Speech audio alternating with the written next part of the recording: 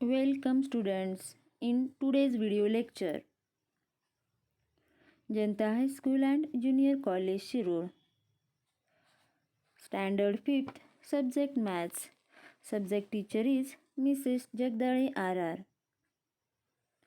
Students, we started our topic Decimal Fractions. दशांश अपूर्णांक या पाठाविषयी आपण माहिती घेत आहोत. In this topic, we learned about the decimal fractions, decimal point, tens place and hundreds place. Now, in this video, we are going to learn place value of the digits in decimal fractions.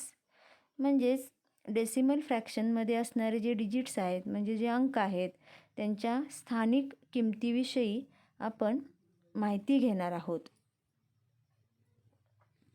Now let's see example. In 73.82, the place value of 7 is 7 into 10 is equal to 70, and of 3 is 3 into 1 is equal to 3. Similarly, the place value of 8 is 8 into 1 upon 10 is equal to 8 upon 10 is equal to 0.8, and the place value of 2 is 2 into 1 upon 100 is equal to 0.02. बघा आता आपल्याला 73.82 याची काय करायची आहे, place value या अंकामध्ये असणाऱ्या प्रत्येक डिजिटची प्लेस व्हॅल्यू आपल्याला काढायची आहे. तर 73.82 तर पॉईंटच्या इकडचा जो भाग आहे म्हणजे पॉईंटच्या डावीकडचा जो भाग आहे तो आहे इंटिजरचा आणि पॉईंटच्या उजवीकडचा जो भाग आहे तो आहे फ्रॅक्शनचा.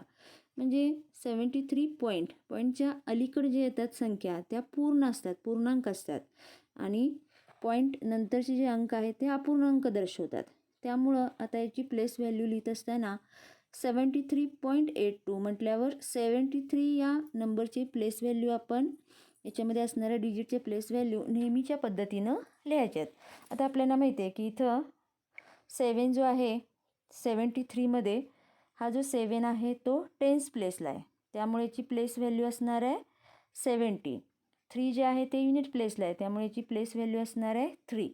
हे नेहमीच्या पद्धतीनं आपण लिहायचं आहे, कारण पॉईंटचा जो अलीकडचा जो भाग आहे तो काय आहे, पूर्णांक दाखवतो. त्यामुळे नेहमीच्या पद्धतीनं जसं आपण प्लेस व्हॅल्यू प्रत्येक डिजिटची लिहित असतो त्या पद्धतीनं unit place, tense place, hundreds, 1000, 10,000 या पद्धतीनं ज्या प्लेसला ते आहे त्या पद्धतीनं त्याची प्लेस व्हॅल्यू नेहमीच्या पद्धतीनं आपण दाखवायचे.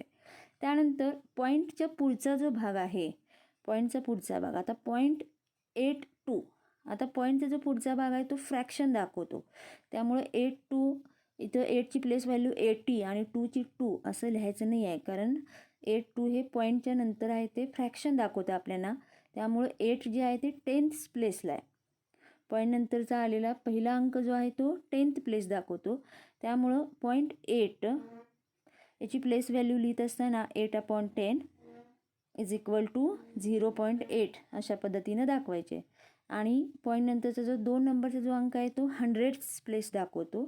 त्यामुळे याची प्लेस व्हॅल्यू लिहित असताना 2 upon 100 इज इक्वल टू 0.02 अशा पद्धतीनं याची प्लेस व्हॅल्यू आपल्याला दाखवायची असते.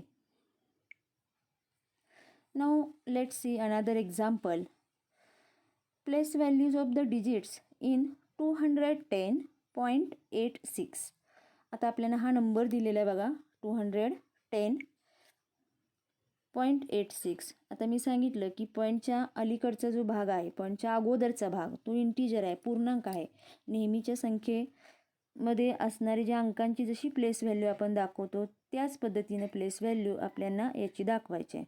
आता याच्यामध्ये 210 आपण हा इंटिजर पार्ट आहे, पूर्णांक भाग आहे. त्यामुळे नेहमीच्या पद्धतीनं म्हणजे इथं 0 जो आहे तो युनिट प्लेसला आहे, 1 जो आहे तो टेन्स प्लेसला आहे आणि 2 जो आहे तो 100 प्लेसला आहे. त्यामुळे या पद्धतीनं आपण या प्लेसेस याचे लिहायचे. 2 जे आहे ते 100 प्लेसला आहे, 1 टेन्स प्लेसला आहे आणि 0 युनिट प्लेसला आहे.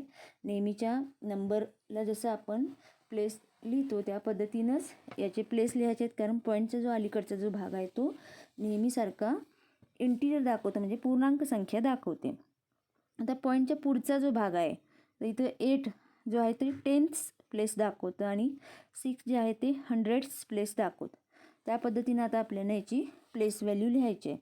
200 प्लेसला असल्यामुळं याची प्लेस व्हॅल्यू 2 × 100 200.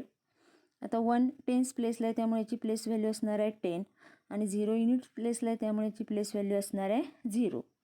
आता त्यानंतर प्लेस व्हॅल्यू ऑफ 8 10th प्लेसला आहे त्यामुळे 8/10 = 0.8 याची प्लेस व्हॅल्यू असणार आहे.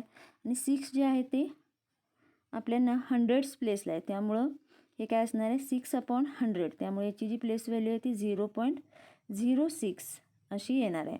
या पद्धतीनं आपल्याला दिलेल्या संख्येतील डिजिटची प्लेस व्हॅल्यू मांडायची आहे. आता आणखीन एक उदाहरण आपण पाहू.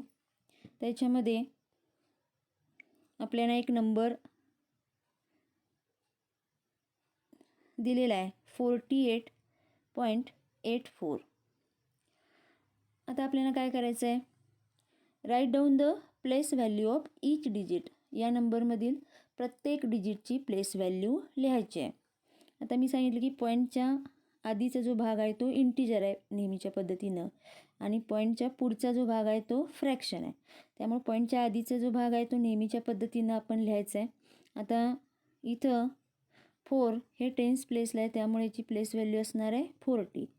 8 जे आहे ते युनिट प्लेसला आहे त्यामुळे याची प्लेस व्हॅल्यू असणार आहे 8. आता 0.84 8 जे आहे ते 10th प्लेसला आहे त्यामुळे याची प्लेस व्हॅल्यू असणार आहे 0.8 आणि 4 जे आहे ते 100th प्लेसला आहे त्यामुळे याची प्लेस व्हॅल्यू असणार आहे 0.04.